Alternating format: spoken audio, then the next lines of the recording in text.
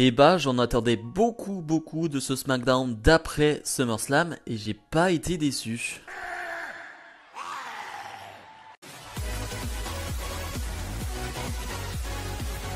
Et bonjour à tous, on se retrouve aujourd'hui pour les résultats de SmackDown du 27 août 2021. Je voulais tout d'abord vous remercier. Alors je sais, en ce moment je le fais beaucoup, mais on a passé les 800 abonnés, on a passé les 1000 vues sur ma vidéo review de SummerSlam.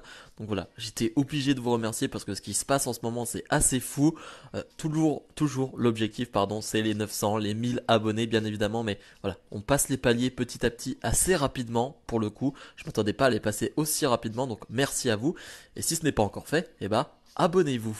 Le show qui va débuter forcément avec la nouvelle championne de SmackDown, Becky Lynch, qui a fait son retour lors de SummerSlam.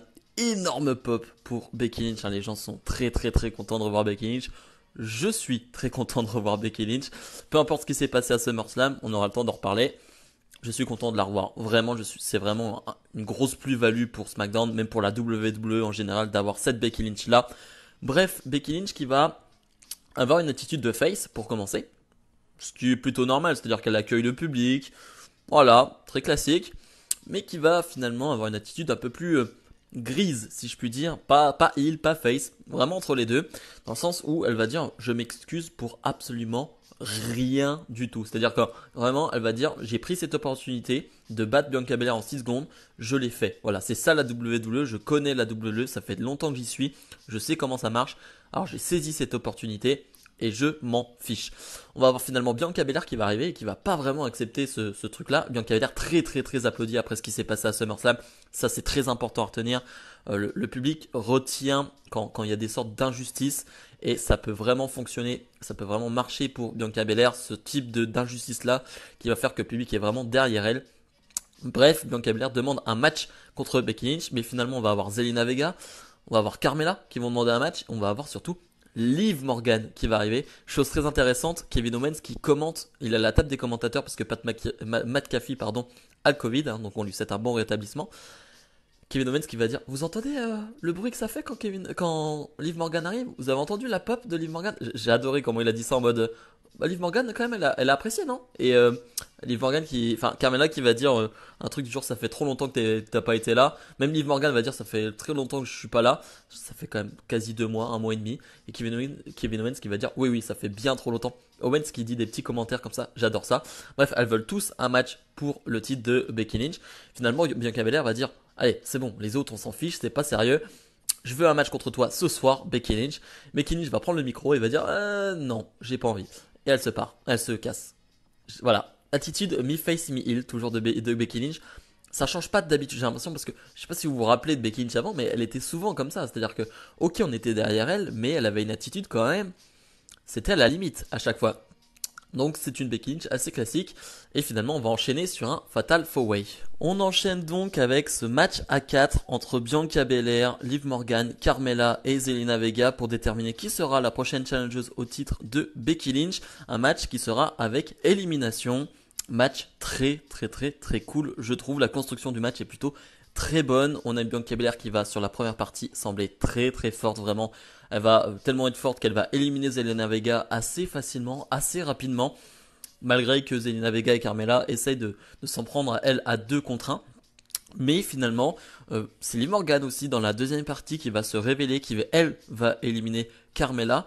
Et va s'en suivre donc un 1 contre 1 entre Bianca Belair et Liv Morgan de très bon niveau. Vraiment, j'ai adoré ce 1 contre 1, ils leur ont laissé vraiment du temps. Ça, on va dire, ça éclipse un peu la construction très mauvaise de Liv Morgan ces derniers mois. Bah, c'est-à-dire qu'on la voyait pas. Donc voilà, je trouve que ça éclipse un tout petit peu ça dans le sens où vraiment le public réagit bien à Liv Morgan et ça rétablit Liv Morgan pas dans le haut de la carte féminine non plus, mais disons dans une place qui devrait être la sienne, c'est-à-dire pas forcément dans le main event, mais dans une place où tu la vois assez fréquemment et une bonne babyface. Là pour le coup les deux sont plutôt babyface, donc le public va plutôt applaudir Bianca Belair qui est très apprécié. Mais voilà, vraiment très bon combat, peut-être le meilleur combat de Liv Morgan. Alors je sais bien que c'est pas un 1 contre 1, mais Ce 1 contre 1 avec Bianca Belair est très très bon avec Bianca Belair pour Liv Morgan et c'est peut-être ouais, son meilleur combat en 1 contre 1 et ouais ça fait plaisir de la voir à ce niveau là. Bref finalement Bianca Belair est trop forte et va remporter ce combat et va donc affronter Becky. Je sais pas si c'est à Extreme Rules, je sais pas si ça a été annoncé pour Extreme Rules, mais en tout cas voilà, je trouve que ça a été bien fait, je trouve que ce début de show est bien amené. Cesaro fait face à Chad Gable, match plutôt court et au moment où le match commençait à être bon, c'est-à-dire vraiment à s'enflammer et à partir dans tous les sens, euh, c'est Gable contre Cesaro, donc tu peux t'attendre à de belles choses. Et bah non, Otis va intervenir et va finalement vraiment bien attaquer Cesaro, porter son big splash. Voilà, assez décevant, j'ai pas grand chose d'autre à dire, on essaye toujours de construire ce Otis très très fort, pourquoi pas, mais c'est bien d'intervenir après les matchs aussi, voilà, parce que bon, Gable Cesaro, j'ai quand même envie de voir ça sur 5, 6, 7 minutes au moins. Ça pourrait être très intéressant. Baron Corbin et Ring, ou plutôt Happy Corbin, voilà on l'appelle comme ça, un heureux Corbin, parce que Baron Corbin, lorsqu'ils étaient à Vegas, lors de SummerSlam, a été allé dans un casino et a gagné de l'argent, il est de nouveau riche, il va bien le montrer, nouvelle montre, nouvelle tenue, nouvelle voiture. Bref, c'est un tout heureux Corbin qu'on va retrouver. J'ai trouvé ça cool qu'il nous remonte les vidéos qu'il avait postées sur ses réseaux sociaux. J'aurais presque préféré qu'il les monte directement à SmackDown et non forcément sur les réseaux sociaux, même si c'est une bonne manière de promouvoir Corbin, de le mettre en avant, d'en parler sur les réseaux sociaux de ce genre de choses. Voilà, j'aurais préféré le voir directement, premièrement, je veux dire, lors de ce SmackDown. Mais bref, ça c'est qu'un détail. Corbin qui va demander à Biggie de venir parce que voilà, il a quelque chose d'important à lui dire. Biggie va arriver et Corbin veut lui acheter sa mallette Money in the Bank. Biggie ne va pas accepter, c'est assez logique. Va s'en suivre plutôt un enchaînement de blagues, plutôt sympathique et finalement ça va se terminer avec un Biggie qui va dire voilà, arrête tout ça, je la vendrai jamais, mais voilà, sors de mon ring. Ok, tout ça pour ça, j'ai envie de dire. Segment qui dure assez longtemps quand même, qui dure 5, 6, 7 minutes, quelque chose comme ça. Ok, ça peut être sympa le truc de Happy Corbin, mais j'espère que ça va s'éloigner de Biggie un peu, hein, qu'on s'éloigne un peu des choses un peu débiles pour Biggie. Ça m'intéresse pas et ça va. C'est pas ce qui va intéresser les gens pour Biggie. Rick Boogs et Shinsuke Nakamura font face à Robert Roode et Dolph Ziggler. Je m'attendais pas à un match aussi long pour le coup, je pensais vraiment que ça allait être un match de 5-6 minutes, mais non, on va y avoir même une pub, ça va durer une dizaine de minutes. Euh, bon, mon intérêt pour le match n'était pas énorme, mais le match est bon. Franchement, j'ai rien à dire sur le combat. Rick Boogs me fait encore une très bonne impression. Encore une fois, ce qu'il fait sur le ring, c'est très bien. Enfin, j'ai rien de mal à en dire, mais c'est surtout dans son attitude. Il est connecté avec le public, il interagit vraiment avec le public. Le public réagit vraiment très très bien à ce que fait Rick Boogs dans le ring. Et ça, c'est pas anodin. Je trouve que c'est vraiment pas anodin parce que voilà, il sort un peu de nulle part, Rick Boogs, et finalement le public est connecté avec lui. C'est quand même fou. Et Rick Boogs qui, encore une fois, va donner la victoire à son équipe. Est-ce que ça pourrait pas créer, je sais pas, peut-être de la tension, peut-être une sorte de rivalité entre Nakamura et Rick Boogs? Peut-être pas pour le moment parce que je vois pas trop l'intérêt. Mais voilà, ça peut poser question en tout cas. Dominique Mysterio fait face au revenant Sami Zayn. Alors plusieurs choses, déjà très content de revoir Sami Zayn, mais aussi avant ce combat on a eu Rey Mysterio et Dominique qui parlaient avec un Rey Mysterio qui disait voilà, je te laisse aller de l'avant tout seul, voilà, je te laisse t'envoler de tes propres ailes, voilà, t'as pas besoin de moi, je pense que t'as plus besoin de moi, donc je te laisse tout seul. Et finalement, pendant le combat, Rey Mysterio va encore venir aller supporter Dominique. Le combat est bon, est vraiment très bon, c'est assez court mais c'est vraiment très très bon ce qui se passe entre Sami Zayn et Dominique. Dominique se comporte très bien face à quelqu'un de très expérimenté comme Sami Zayn. Vraiment, ça se passe bien. Finalement, Sami Zayn va remporter le combat. Je pense que c'est vraiment le bon choix. Et après le combat, Dominique va pas très très bien le vivre. Va pas vraiment vouloir bah, accepter les mots de son père. Voilà, ce qui va un peu le réconforter. Il va pas vraiment vouloir l'accepter. Il va s'en aller. Petite tension entre les deux et c'est compréhensible.